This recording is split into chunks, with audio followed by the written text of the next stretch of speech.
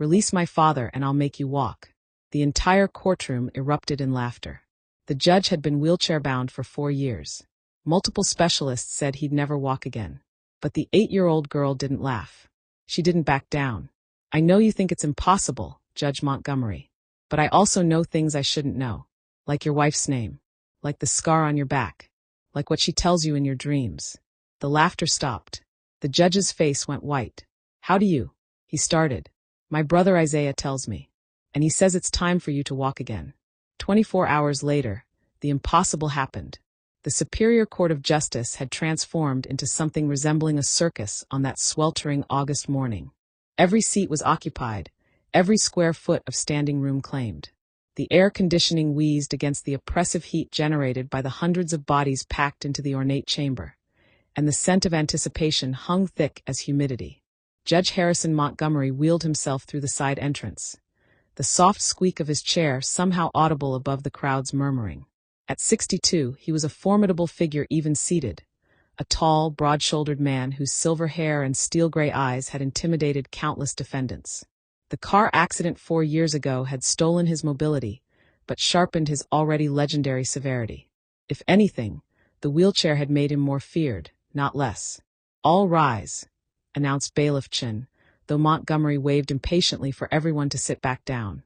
Case number 3492B. The State versus Marcus Washington. Charges include fraud, embezzlement, and conspiracy to defraud a charitable organization.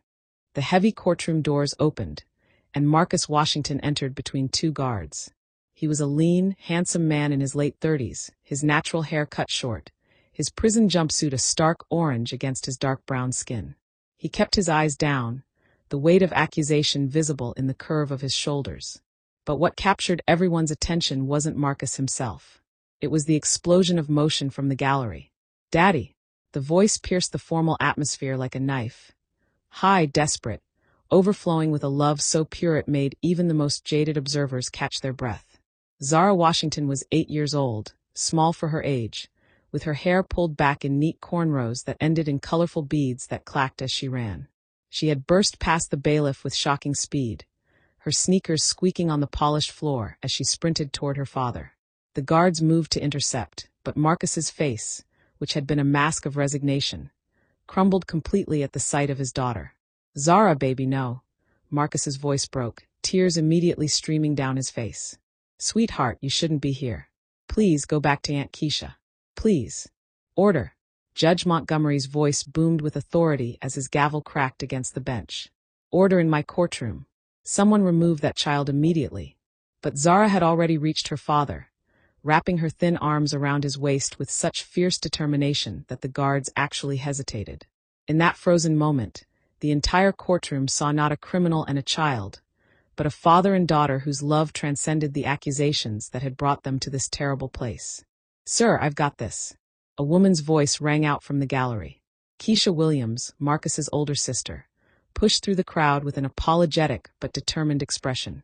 She was a social worker who had already sacrificed vacation days and savings she didn't have to support her brother's defense. "Zara, honey, remember what we talked about? We have to let Daddy speak to the judge first." "But Aunt Keisha, they're saying Daddy stole from sick kids." Zara's voice carried through the entire chamber. "He didn't. He would never. Tell them, Daddy. Tell them you didn't steal from children with cancer." The mention of cancer and children sent a ripple of reaction through the spectators. The case had dominated local headlines for weeks. Marcus Washington, former chief financial officer of the Hope for Children Foundation, stood accused of embezzling over $3 million meant for pediatric cancer treatment. The evidence seemed overwhelming: bank transfers, falsified records, luxury purchases that far exceeded his modest nonprofit salary. "That is enough." Judge Montgomery's patience had evaporated entirely. "Bailiff Chun, remove the child now, or I will hold everyone in this courtroom in contempt." "No, please," Marcus pleaded, his voice ragged with emotion. "She's just scared. Give me 1 minute to calm her down. Just 1 minute." "You don't get to make demands in my courtroom, Mr. Washington," the judge responded with icy precision. "You stand accused of stealing from dying children. The presence of your daughter here is nothing but emotional manipulation, and I will not tolerate it." The prosecutor, a sharp-featured woman named Diana Hawthorne, stood with barely concealed satisfaction spreading across her face. Your Honor, this is precisely the kind of theater we anticipated from the defense. Mr. Washington has shown no remorse whatsoever, and now he's using his own child as a prop. Zara's head whipped toward the prosecutor with an intensity that seemed impossible for someone her age. Her dark eyes blazed with indignation. My daddy is not a prop, she said, her young voice somehow carrying more authority than many of the attorneys in the room. And he didn't steal anything. You're lying. All of you are lying. The courtroom erupted into chaos.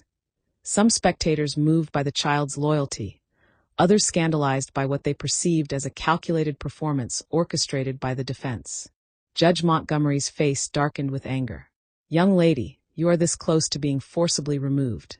I strongly suggest you let your aunt take you out of here before I have security do it for you. But Zara didn't move.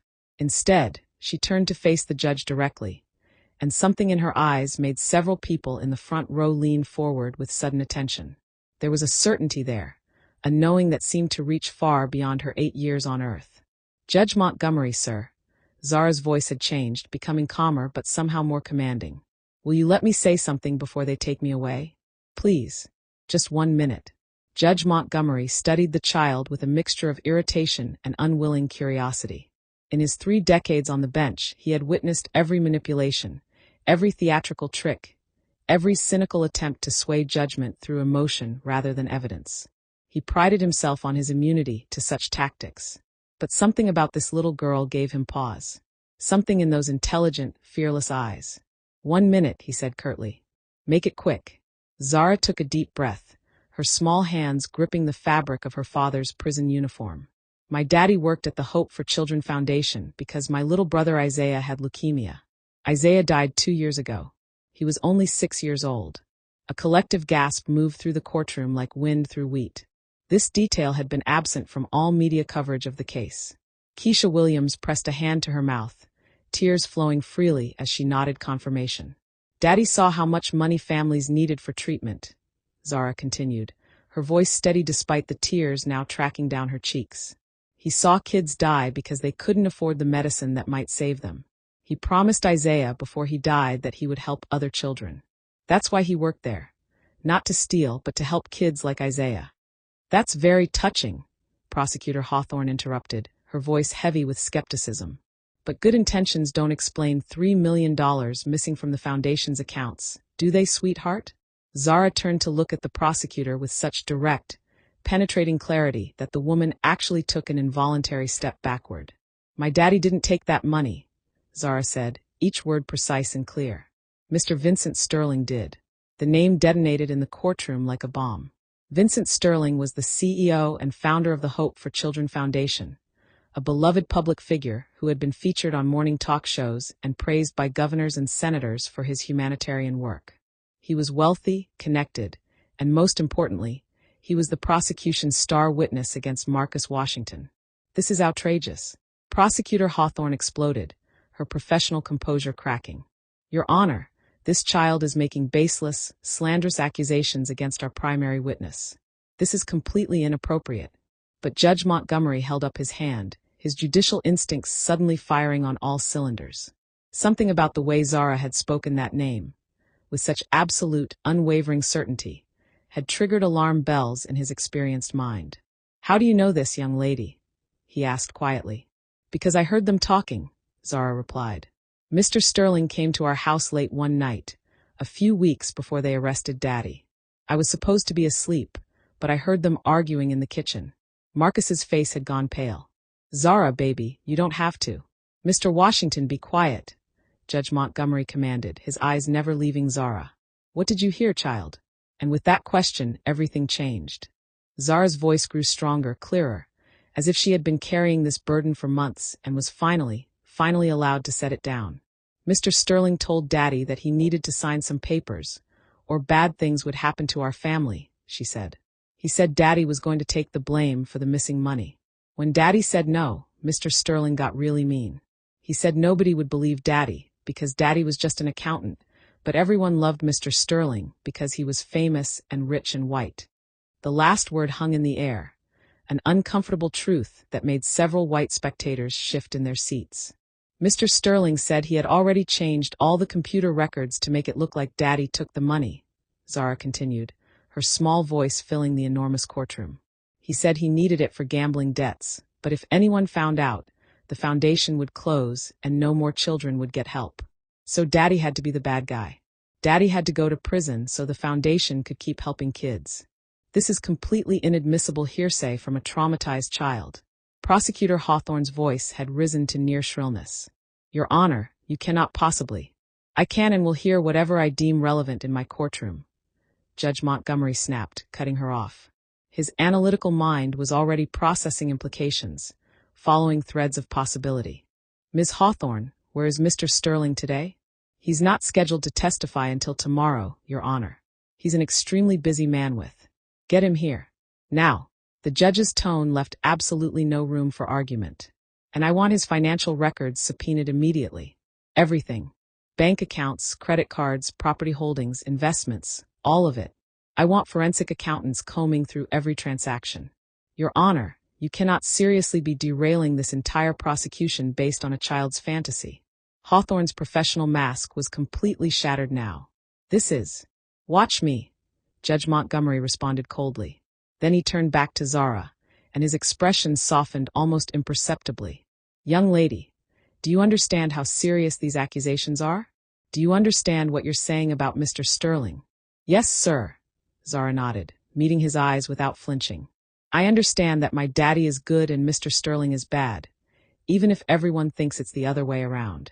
Isaiah taught me that sometimes the world gets things backward, and somebody has to be brave enough to turn it right side up again. Judge Montgomery leaned back in his wheelchair, fingers steepled beneath his chin as he processed this unprecedented situation. In his long career, he had prided himself on seeing through deception, on being utterly immune to emotional manipulation. He had built a reputation as the hardest judge in the district, the one who never let sentiment cloud his judgment. But there was something about this child's testimony that resonated with a frequency he couldn't ignore. Truth had a particular ring to it, and Zara Washington was ringing like a bell. Bailiff Chun, he said decisively, I want Mr. Washington returned to holding but kept comfortable. Ms. Williams, you and Zara will remain in the courthouse under supervision. And Ms. Hawthorne, you have exactly 6 hours to produce Vincent Sterling in my courtroom, or I am dismissing this case with prejudice. Do I make myself clear? The courtroom exploded into absolute pandemonium. Reporters stampeded toward the exits to file breaking news. Spectators erupted into arguments about what they had just witnessed. Prosecutor Hawthorne looked like she had been physically struck. But Zara simply looked up at her father with eyes that held hope for the first time in months. I told you I'd make them listen, Daddy, she said softly. Marcus Washington pulled his daughter into a fierce embrace, his whole body shaking with sobs he could no longer contain. I love you so much, baby girl. So much. You're the bravest person I've ever known. As the guards gently separated them, respectfully now, as if they too had been moved by what they'd witnessed, Zara called out one more thing. Her voice somehow carried over the chaos. Judge Montgomery, sir. When they prove Daddy is innocent, I'm going to help you too. The judge paused in the act of wheeling himself toward his chambers. Help me how, child? Zara's response was delivered with such pure, unshakable confidence that it sent chills racing down the spines of everyone who heard it. I'm going to make you walk again. I promise. The laughter that erupted was immediate and cruel. Several spectators openly mocked what they saw as childish delusion. Even some court staff exchanged amused, pitying glances at the little girl's naive proclamation. But Judge Harrison Montgomery didn't laugh. He stared at Zara Washington, this small black girl with beaded braids who had just turned his courtroom upside down. And for the first time in 4 long years, he felt something he had ruthlessly excised from his life. A spark of curiosity about what might be possible. We'll see, he said quietly, before disappearing into his chambers. The next 6 hours transformed the courthouse into a battlefield of legal maneuvering and frantic investigation. Judge Montgomery's chambers became command central, with financial investigators, forensic accountants, and FBI agents flowing in and out with increasing frequency. The judge had made it crystal clear. If there was even a shred of truth to Zara Washington's accusations, he wanted every stone turned, every document examined, every lead pursued with relentless thoroughness. Keisha Williams sat in a private witness room with Zara, both exhausted but too wired to rest. The little girl had finally stopped crying, but her small body still trembled periodically with the aftershocks of emotional release. She had been carrying this terrible secret for months, terrified that speaking up would put her father in even greater danger. "Zara, honey," Keisha said softly, stroking her niece's braided hair. "Why didn't you tell me about what you heard that night? We could have told the lawyers, we could have." "Mr. Sterling said he had friends everywhere," Zara interrupted, her voice small and afraid. "He said if Daddy told anyone, they would hurt you and hurt me, and Daddy would never, ever get out of prison." "I was so scared, Aunt Keisha. But when I saw Daddy in that courtroom looking so sad and broken, I couldn't be quiet anymore." Keisha pulled Zara close, her own tears flowing freely. "You're the bravest person I know. Your daddy is so proud of you. Isaiah would be so proud." At the mention of her deceased brother, Zara's expression shifted to something distant and ethereal, as if she were looking at something, or someone, that Keisha couldn't see. "Isaiah told me to be brave," she said quietly. "He visits me sometimes, in my dreams. Sometimes when I'm awake too, but just for a second. He said Daddy needed me to speak up, even if I was scared. He said the truth is stronger than lies, even when the lies are really, really big." Keisha felt a chill run down her spine. After Isaiah's death 2 years ago, Zara had changed in ways the family couldn't quite explain or understand. She had always been intuitive, unusually perceptive for her age. But now she sometimes knew things about people's illnesses before diagnosis, about hidden truths, about what people were feeling even when they hid it well. It was both a gift and a burden that seemed far too heavy for such small shoulders. A sharp knock interrupted Keisha's troubled thoughts. Bailiff Chen entered, his expression grave and excited all at once. "Ms. Williams, Judge Montgomery wants to see you and Zara," he said. "And ma'am, Vincent Sterling has just arrived."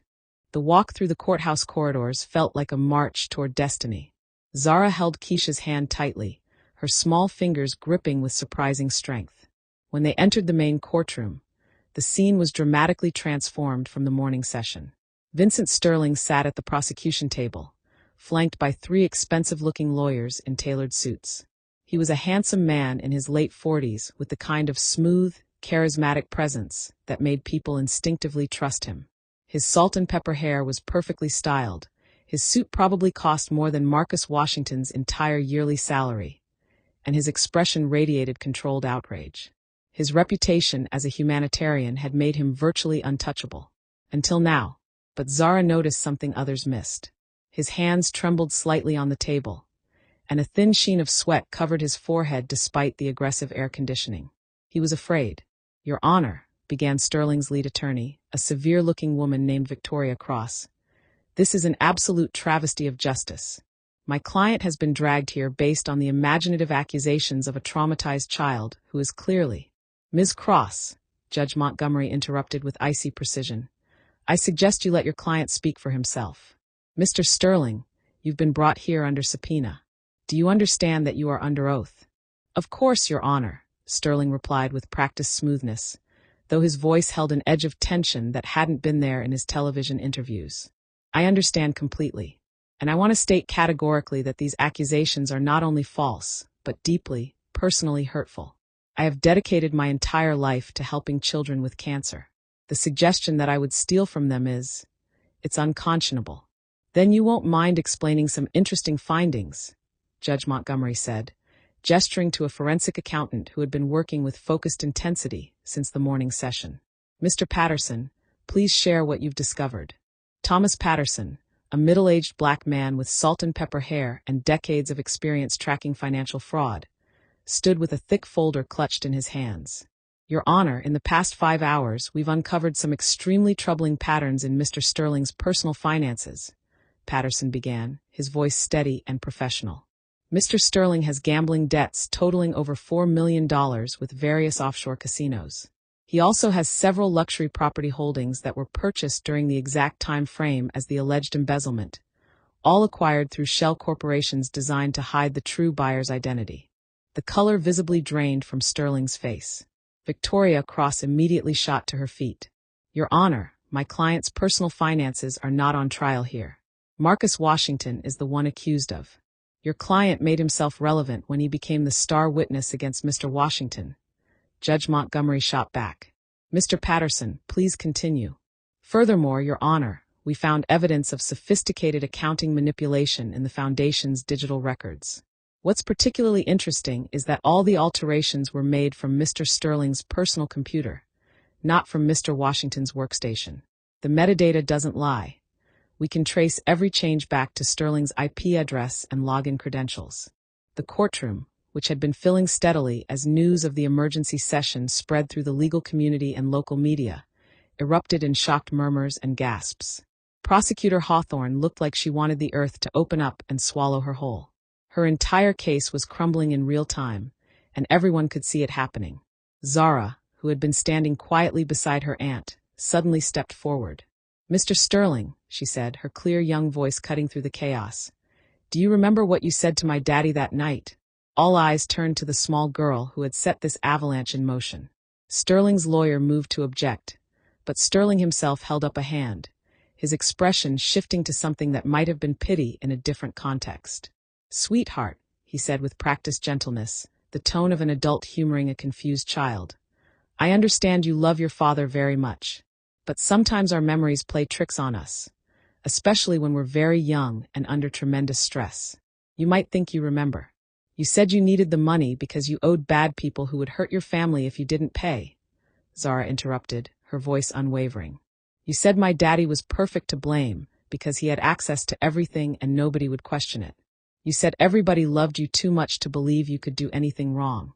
You said daddy was just another black man who would look guilty no matter what, because that's how the world works.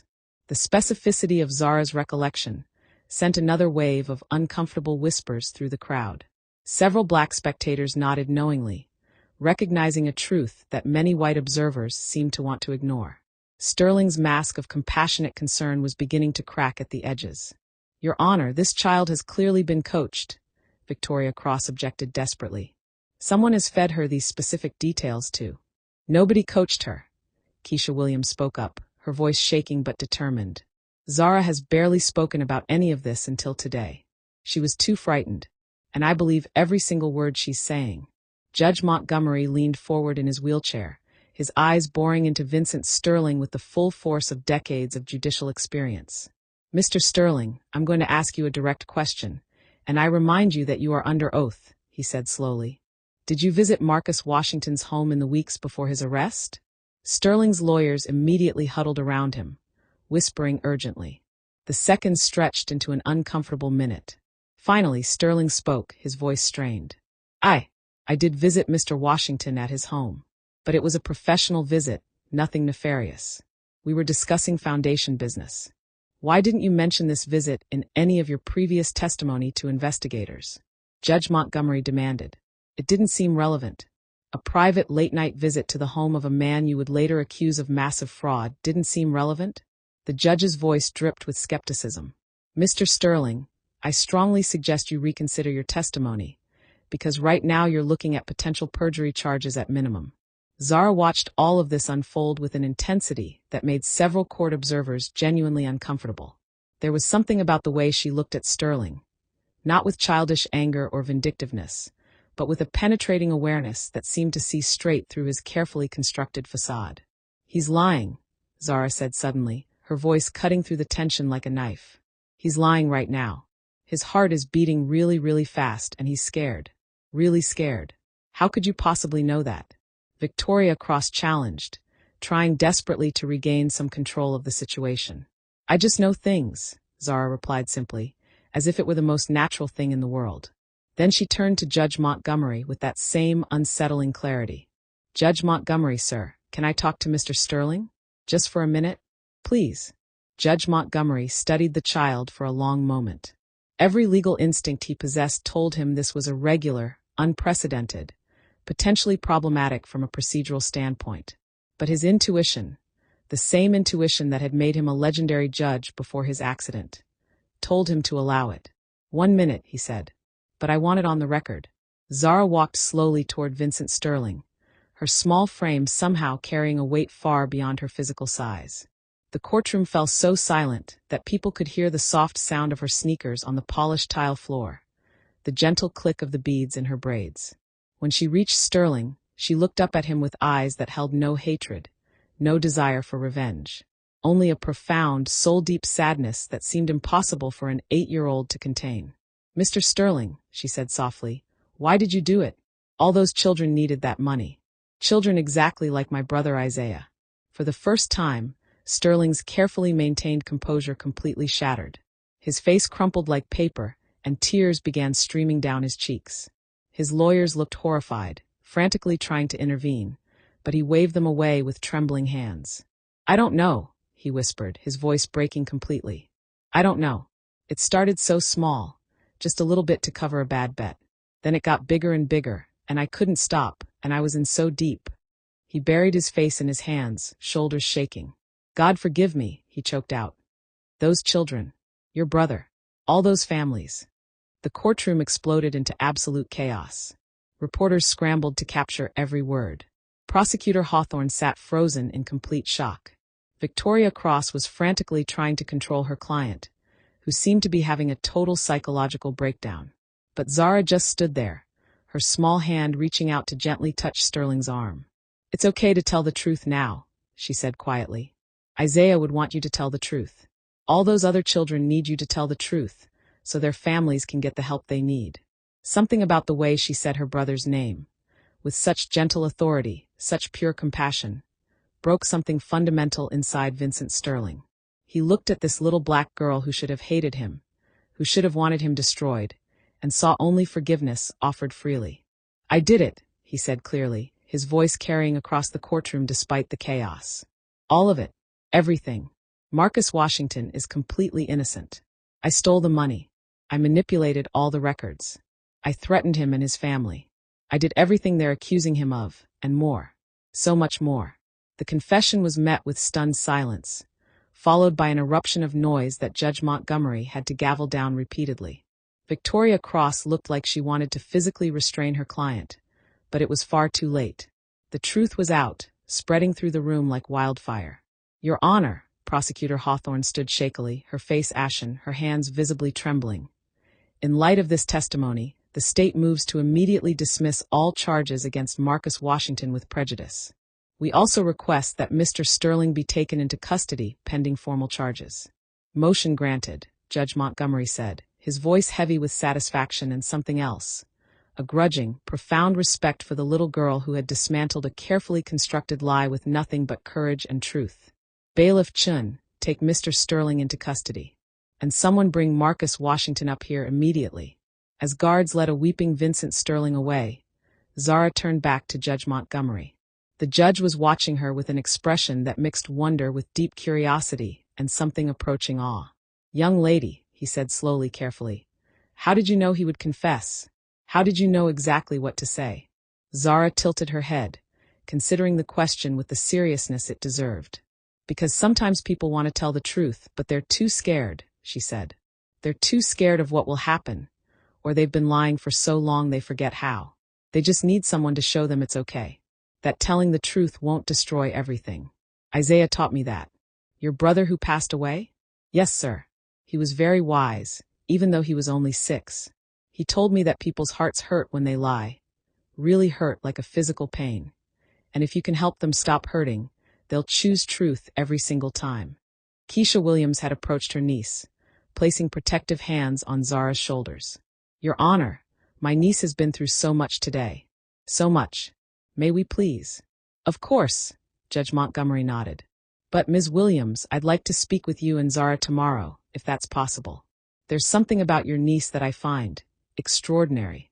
Before Keisha could respond, the courtroom doors burst open and Marcus Washington was escorted in by guards who now treated him with careful respect rather than contempt. When he saw Zara, he broke into a run, sweeping her up in his arms and sobbing with a relief and joy so profound it seemed to fill the entire room. "My baby girl," he kept repeating, holding her tight. "My brave, beautiful, amazing baby girl."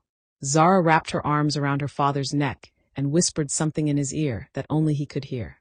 Whatever she said made Marcus's eyes widen, and he looked at her with a mixture of awe and slight, loving fear. Judge Montgomery watched this reunion with an expression that few in the courtroom had ever seen on his stern face. Genuine, unguarded emotion. For years since his accident, He had armored himself with cynicism and harsh judgment, building walls so high that nothing could touch him. But this child had cracked that armor simply by being authentic, by speaking truth with innocent courage. "Mr. Washington," the judge said formally, drawing Marcus's attention, "all charges against you are dismissed with prejudice. You are free to go. And Mr. Washington, I apologize. The system failed you spectacularly, and I nearly failed you. Your daughter saved you. Never, ever forget that." Marcus nodded, too overcome to speak, holding Zara even tighter. As the courtroom finally began to clear, still buzzing with excitement and disbelief, Zara wriggled out of her father's arms and walked back toward Judge Montgomery's bench. The judge watched her approach with curiosity. "Judge Montgomery, sir," Zara said softly, "can I visit you tomorrow? I meant what I said about helping you walk again." The judge's expression hardened slightly, old defenses rising automatically. "Young lady, I appreciate what you've done today more than I can express. You've performed a miracle in this courtroom. But some miracles aren't possible. I've been in this wheelchair for 4 years. Multiple specialists have told me." "I know what they told you," Zara interrupted gently. "But they're wrong." "Well, not completely wrong. Your legs could work again, but you're too scared to try because it might hurt. And you're tired of hurting. You're tired of everything hurting all the time." Judge Montgomery felt as if ice water had been poured down his spine. How could this child know that? The psychological barrier that kept him wheelchair-bound despite partial medical clearance for therapy was something he had never discussed with anyone except his private physician. "How do you?" he began, then stopped, unsure how to finish the question. "I just know things sometimes," Zara said with a small shrug. "Isaiah says I'm supposed to help people who are hurting. So can I try to help you? Please." Judge Harrison Montgomery looked into the eyes of this 8-year-old black girl who had already proven capable of impossible things, and made a decision that surprised even himself. "Yes," he said quietly. "You can try." Zara's face lit up with a smile that seemed to illuminate the entire courtroom. "Tomorrow then," she said. "I promise you'll walk again, Judge Montgomery. I promise." As Zara rejoined her father and aunt, Judge Montgomery sat alone in his wheelchair, wondering what he had just agreed to, and whether this extraordinary child was about to prove that miracles, real, genuine miracles, were still possible in a world he had long ago decided was too broken to believe in them. Tomorrow would either validate his cynicism or shatter it completely. He found himself hoping, for the first time in 4 long years, that it would be the latter. The morning after the trial brought an unprecedented media storm. News of Vincent Sterling's dramatic confession had spread like wildfire, with journalists camping outside the courthouse, Marcus Washington's modest apartment in Southeast, and even Judge Montgomery's private residence in the affluent suburbs. The story had everything the public craved: a fallen hero, a wrongly accused victim, and a mysterious black child who had somehow unraveled a complex conspiracy with nothing but truth and inexplicable intuition. Judge Harrison Montgomery sat in his study, staring at the morning newspapers spread across his mahogany desk. His face appeared on every front page alongside Zara's photograph. Headlines ranged from sympathetic to sensational. "Miracle Child Saves Innocent Man." 8-year-old exposes multimillion-dollar fraud. Wheelchair-bound judge promises meeting with psychic girl. He grimaced at the word psychic, but couldn't entirely dismiss it given what he had witnessed. His private nurse, a competent woman named Patricia Chun who had been with him for 3 years, entered with his morning medication and coffee. "Your visitors will be here in an hour, Judge," she said carefully. "Should I prepare the therapy room, or would you prefer the living area?" Judge Harrison Montgomery sat in his wheelchair, staring at the unused equipment in his home therapy room. It had been years since his accident, years of pain and guilt. "Bring them in here," he told Patricia, his assistant. "And stay. Write everything down." Patricia hesitated. "Judge, she's just a child. Whatever she thinks she can do." "I know," he said quietly, "but I saw her in court. That little girl looked at me and knew things she shouldn't have. I need to understand how." He didn't tell Patricia about the dream he'd had. A boy named Isaiah, Zara's brother, had appeared in it. The boy told him his sister would come to help, that she could see what others couldn't, that she would help him heal. He tried to dismiss it, but the dream had described his hidden surgical scar perfectly, something no one could have known. A knock came at the door. Patricia opened it for Marcus Washington, his sister Keisha, and the young girl Zara. She wore a simple purple dress and carried a small backpack. They entered the therapy room. Marcus looked uneasy in the judge's large house. Zara, however, only looked at Montgomery, studying him closely. "Thank you for seeing us, Your Honor," Marcus said. Montgomery nodded, eyes still on Zara. "Your daughter made a promise. I want to see if she can keep it. I've had the best doctors. They all say the same thing, I'll never walk again." Zara tilted her head. "Your accident was 4 years ago," she said quietly. "A drunk driver hit your car. You broke your back and both legs. The doctors said you'd never walk. Then they said you could, but you stopped trying." Everyone froze. No one had told her any of that. "How do you know this?" Montgomery asked. "Isaiah told me," she said. "He said you stopped trying because of Sarah." Montgomery's face went pale. "Don't. Your wife," Zara continued softly. "She died in the crash. You lived. Every time you tried to walk again, you felt guilty. You thought if she couldn't walk, you shouldn't either. You thought that was love, but Isaiah says it's pain pretending to be love." Tears filled Montgomery's eyes. He hadn't spoken Sarah's name in years. Now he broke down completely. "She was everything," he sobbed. "I was driving. I should've. The drunk driver killed her," Zara said firmly. "Not you. She doesn't want you to stop living because she had to." Montgomery looked at her in shock. "I dream about her. She tells me to let go." "How do you know that?" Zara smiled gently. "Sometimes I can feel what people feel. I think Isaiah helps me understand hearts. When I touch people who are hurting, I try to help them stop hurting." Patricia tried to speak. "Judge, your injuries are severe. This can't." "Sometimes the body remembers how to heal," Zara said. "But the mind won't let it. You built walls around your pain. If we help you let go, your body will remember what to do." Montgomery shook his head. "This is impossible." "Is it?" Zara asked. "You saw a miracle in court yesterday. You believed the truth before you saw the proof. Why not believe you can walk again?" He yelled. "Because I don't deserve to. She's dead because of me." Zara knelt beside him. "Judge, Isaiah told me something about guilt. It's like a heavy blanket. At first it keeps you warm, but if you never take it off, it makes you sick. Guilt helped you survive, but now it's time to let it go." Her words broke through him like light. For the first time, he wondered if his suffering wasn't love. It was just pain. "What do you want me to do?" he asked. "Stand up," Zara said simply. Patricia panicked. "He hasn't stood in years. His muscles. His body remembers," Zara said. "It just needs permission." Marcus spoke quietly. "Judge, my daughter's never been wrong. When my son Isaiah was dying, she knew before the doctors. She's special. We don't understand how, but she is." Montgomery looked at them all, then at Zara. For the first time in years, he felt hope. "If I try and fail, will you understand?" Zara smiled. "You won't fail. Sarah says you're ready."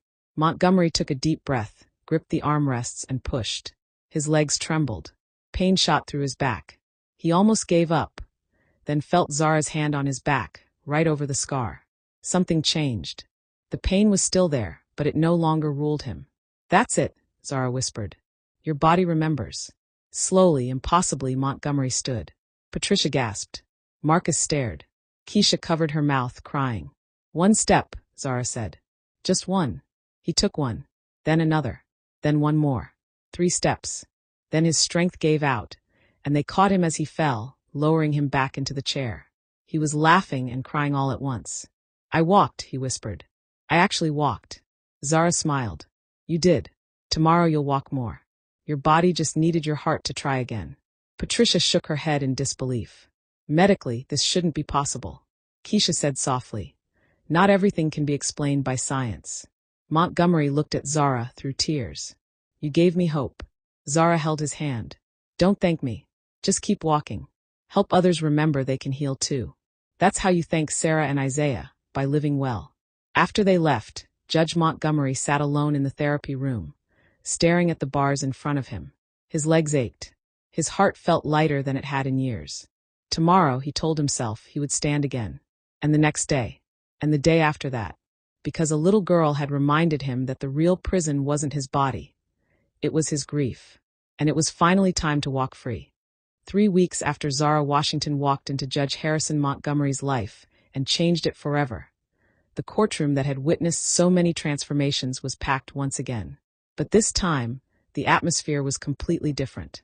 This was not a trial, but a special hearing, one that had drawn national media attention, representatives from child welfare organizations across the country, and dozens of families whose lives had been shattered by Vincent Sterling's crimes.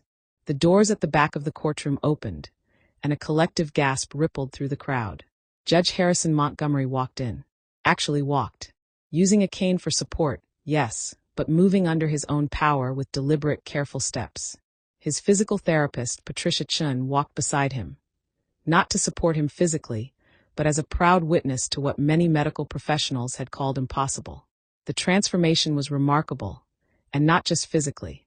The stern, hardened man who had ruled his courtroom with cynical authority had been replaced by someone whose eyes held warmth, whose face showed the peace of someone who had finally forgiven himself for surviving. "Please be seated," Montgomery said as he carefully lowered himself into his chair behind the bench. He no longer used the wheelchair except for very long distances. It sat in a corner of his chambers now, not as a prison, but as a reminder of what he had overcome. This court is now in session. We are here today for a very special purpose: to address the aftermath of the Hope for Children Foundation fraud case, and to recognize those whose lives were devastated by Vincent Sterling's crimes. Marcus Washington sat in the front row beside Zara and Keisha, still adjusting to his freedom and his daughter's newfound fame. Zara had become something of a media phenomenon, with news outlets calling her everything from the miracle child to the truth speaker to the girl who sees hearts. But the attention made her deeply uncomfortable. She had never wanted fame or recognition. She simply wanted to help people the way Isaiah had taught her. Prosecutor Diana Hawthorne, who had been profoundly humbled by her role in almost convicting an innocent man, stood to address the court. Her entire approach to justice had been shaken by the Washington case, and she had spent the past 3 weeks working tirelessly to right the wrongs that Sterling's scheme had created. "Your Honor," Hawthorne began, her voice carrying genuine emotion rather than her previous prosecutorial detachment, "our investigation into Vincent Sterling's activities has uncovered a fraud far more extensive than initially believed. The $3 million stolen from the Hope for Children Foundation was only part of the story." The courtroom stirred with murmurs. Judge Montgomery gestured for Hawthorne to continue. "We've discovered that over a period of 7 years, Mr. Sterling embezzled approximately $10 million total," Hawthorne continued, her voice heavy. "But more devastating than the financial theft is what we've learned about the families who were denied treatment funding during that time. Families who were told there wasn't enough money to help their children, when in reality their donations were being diverted to offshore casinos and luxury purchases." Montgomery's expression darkened with barely controlled rage. "How many families are we talking about, Ms. Hawthorne?" 63 families that we've identified so far, Your Honor. 63 children who died or suffered unnecessarily because treatment funds were stolen." Hawthorne paused, visibly struggling with her emotions. "And that's just in the past 7 years. If Sterling was doing this longer, which we suspect he was, the number could be significantly higher." The courtroom erupted in shocked exclamations and angry murmurs. Judge Montgomery had to use his gavel repeatedly to restore order. His hand trembled slightly with fury as he processed this information. "Where is Sterling now?" he demanded. "In federal custody, Your Honor. He's awaiting trial on multiple counts of fraud, embezzlement, money laundering, and several other charges that will likely result in a life sentence. But that doesn't help the families who lost children, or those who are still fighting illnesses without adequate resources." It was then that Zara stood up from her seat, drawing everyone's attention. Something about the way she moved, with purpose and determination beyond her years, made the entire courtroom fall silent. "Judge Montgomery, sir." Zara's clear voice carried throughout the room. "Can I say something?" Montgomery nodded, gesturing for her to approach. "Of course, Zara. Please." Zara walked to the center of the courtroom, and as she did, several people in the gallery stood. They were parents ranging in age from young to middle-aged, all holding photographs. The pictures showed children, some smiling in healthier times, others clearly ill, still others memorial photos with dates of birth and death. "Your Honor, these are families like mine," Zara said, gesturing to the standing parents. "Families who lost children because Mr. Sterling stole their hope. But there are also families here who still have children fighting. Children who need help right now." A black woman in her 30s stepped forward, tears already streaming down her face. "Your Honor, my name is Jennifer Walsh. This is my daughter, Claire. She held up a photograph of a little girl with a bright smile, though the colorful scarf covering her head indicated chemotherapy treatment. Claire is 9 years old. She has leukemia. We applied to the Hope for Children Foundation for assistance 6 months ago because our insurance won't cover the experimental treatment she desperately needs. We were denied. They said the fund was depleted. Now we know why. Another parent stepped forward. An older white man with grief etched so deeply into his features it looked permanent. I'm Robert Simons. My son Daniel died 2 years ago because we couldn't afford the treatment he needed. We had applied for foundation assistance and were told no funds were available. My boy was 7 years old. 7. He died believing we didn't do enough to save him. The man's voice broke completely, and the sound of his grief was unbearable. Several spectators were openly weeping. Even Prosecutor Hawthorne had to turn away to compose herself. One by one, more parents came forward with their stories. Each one was a knife to the heart. Tales of children who suffered needlessly. Families bankrupted by medical bills they couldn't pay. Hope stolen by one man's greed and addiction. By the time the 10th parent had spoken, Judge Montgomery's face was wet with tears he made no effort to hide. "Enough," he said finally, his voice thick with emotion. "I've heard enough. Ms. Hawthorne, what is being done to help these families?" "The foundation has been dissolved, Your Honor. Its remaining assets are being liquidated to establish a victim compensation fund.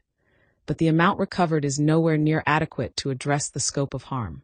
We're talking about maybe $300,000 available when the medical needs run into the millions." Zara had been listening intently to all of this, her small face showing the weight of others' pain. Then she turned to her father with an expression that Marcus had learned meant she was about to do something unexpected. "Daddy, can you give me the envelope?"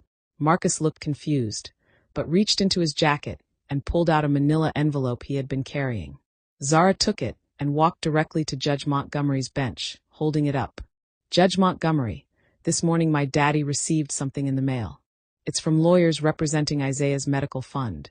Montgomery took the envelope with curiosity, opening it to reveal legal documents. As he read, his eyes widened in shock. "This says that the Washington family is donating $400,000 to help families affected by the foundation fraud," he said slowly. "Mr. Washington, is this accurate?"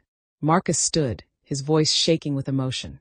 "Your Honor, after Isaiah died, there was a fundraiser in our community. People donated to help us with medical bills, but Isaiah passed before we could use most of it. The money has been sitting in a trust fund. Zara convinced me that Isaiah would want his fund to help other children fighting the same battle he lost." The courtroom was completely silent as the weight of this sacrifice registered. The Washington family, who had lost everything, their son, their savings, Marcus's freedom temporarily, were now giving away the one financial cushion they had left. "But that's not enough," Zara said simply, her child's voice cutting through the emotional atmosphere. "There are too many families who need help. So I have an idea." Judge Montgomery leaned forward, and despite the tears on his face, he managed a gentle smile. "Of course you do. What's your idea, Zara? You should make a new foundation, a real one that actually helps children. And you should be in charge, because now you understand what it's like to need a miracle and get one." The suggestion was so direct, so innocent in its delivery, yet so profound in its implications that Montgomery found himself momentarily speechless. "Emma, sweetheart," Keisha spoke up gently. "Judge Montgomery has very important work to do.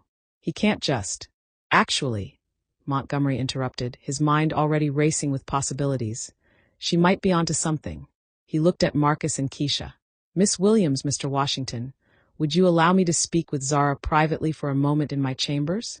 5 minutes later, Zara sat across from Judge Montgomery in his office, a space that had once been decorated solely with law books and stern judicial portraits, but now included photographs of Sarah and motivational quotes about healing and hope. "Zara," Montgomery said seriously, "what you're suggesting is a massive undertaking, creating a legitimate charitable foundation, ensuring proper oversight, raising funds, distributing them fairly. It would be practically a full-time job on top of my judicial duties. But you could do it," Zara replied with absolute certainty. "And it would make Sarah happy. Isaiah says she's been watching you walk again, and she's so proud. But she also wants you to help other people walk through their hard times." Montgomery felt the familiar chill that Zara's impossible knowledge always brought. You really do speak with your brother, don't you? Or something speaks through you. I've stopped trying to understand it. Isaiah is always with me, Zara said simply. Just like Sarah is always with you. They're trying to help from where they are, but they need us to do the work here. That's why Isaiah showed me how to help you walk, because you're supposed to help other people find their way when they're lost.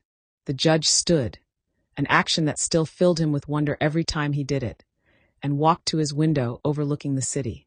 His city full of people struggling, suffering, desperately needing hope. If I did this, he said slowly, if I established a foundation dedicated to helping families with pediatric medical expenses, I would need help. I would need people I could trust absolutely.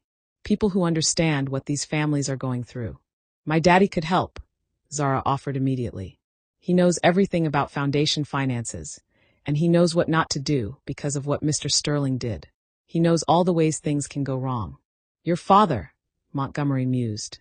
The man I almost helped wrongly convict. Yes, there's a certain poetic justice in that. He turned back to Zara, decision crystallizing in his eyes. All right, I'll do it, but on one condition. What condition? You have to help me. Not running the foundation. You're too young for that.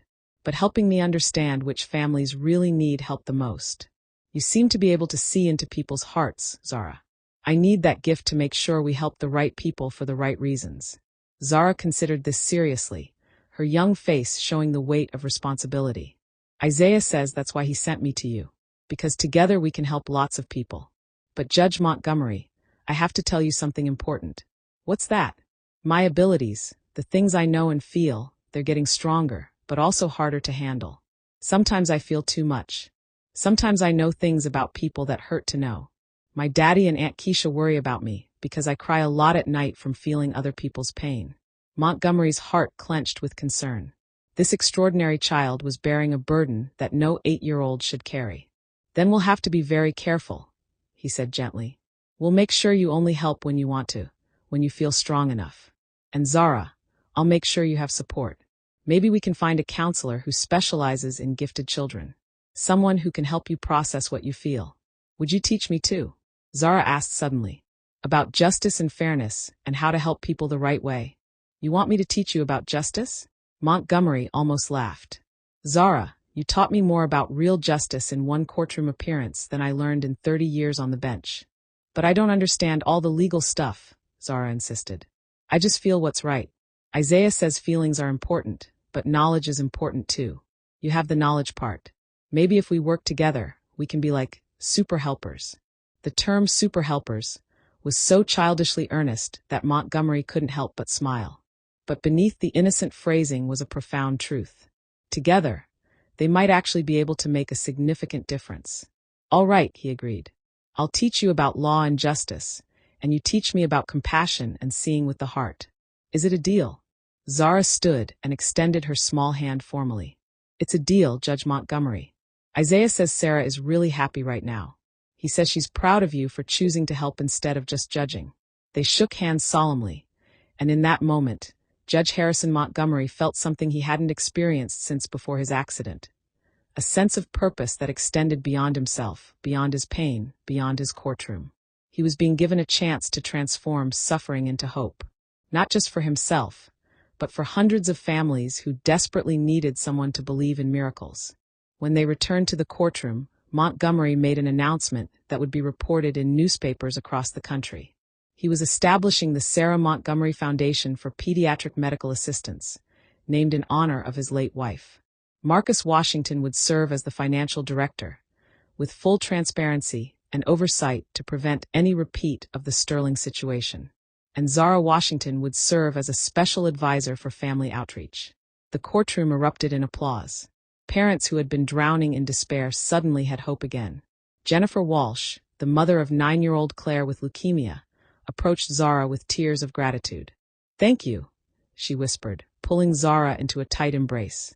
Thank you for not giving up on children like my Claire. But Zara's response was what truly captured the essence of who she was. I didn't do it alone. Isaiah helped. And now we're all going to help together. That's how miracles really work. Lots of people deciding to help at the same time. As the hearing concluded and people began to file out, still buzzing with excitement and hope, Zara remained behind for a moment, standing very still in the empty courtroom. Judge Montgomery, who was gathering his papers, noticed her standing with her eyes closed, her face peaceful. "Zara, are you all right?"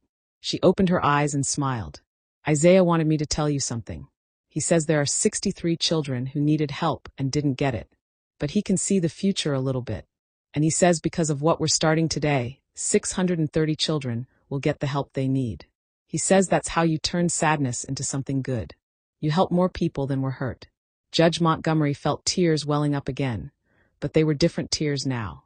Not tears of grief or guilt, but tears of purpose and hope.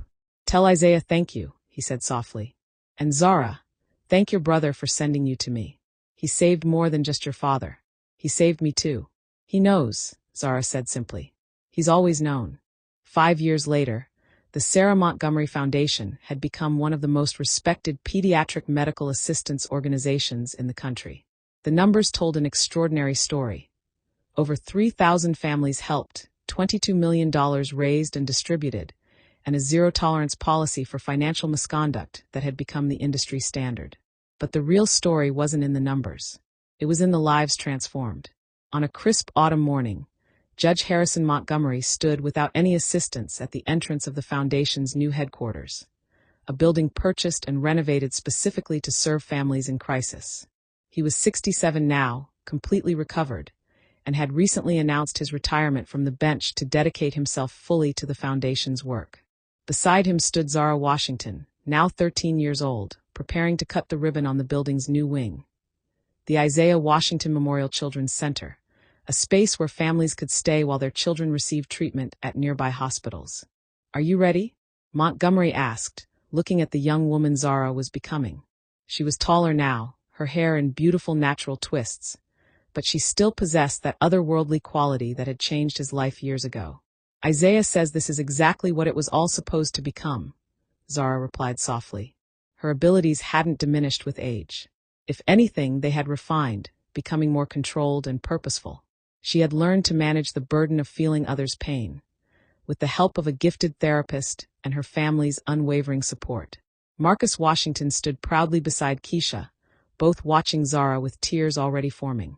Marcus had rebuilt his reputation completely, becoming nationally recognized for his transparent and ethical foundation management.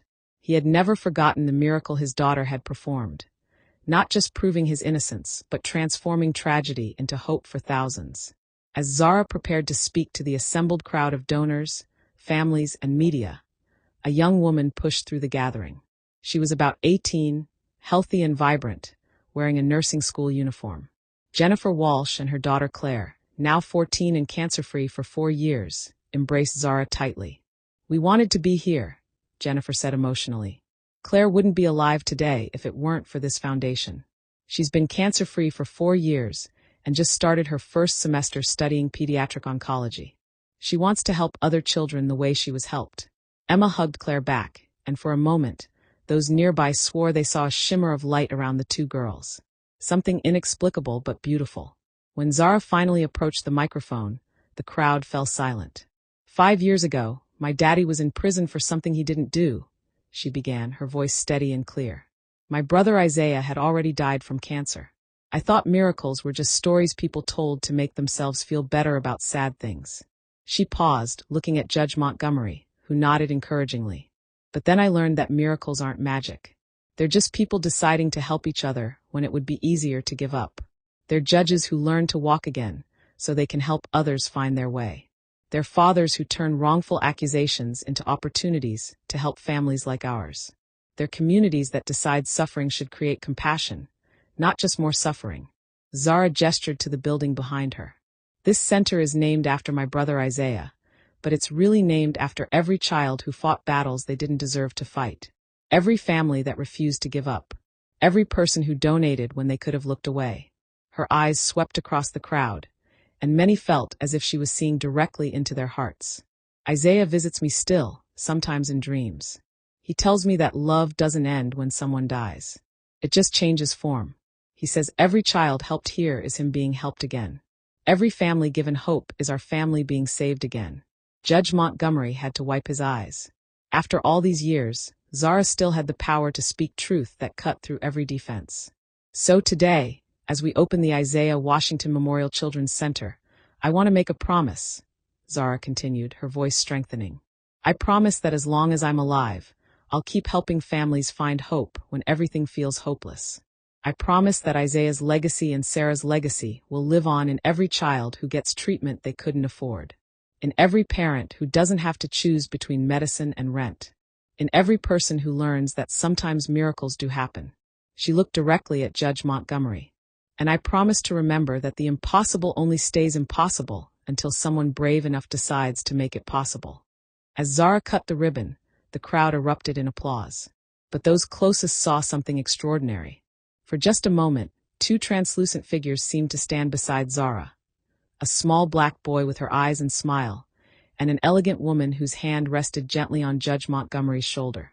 Then they were gone, but the love they represented remained. Judge Harrison Montgomery walked forward on his own two strong legs and embraced Zara Washington, the child who had taught him that justice without compassion is just cruelty, and that healing requires the courage to let go of guilt and choose hope. Thank you, he whispered. Thank you for teaching an old cynic that miracles are real. Zara smiled, and in that smile was the wisdom of someone who had always known that love, in the end, is the only miracle that truly matters.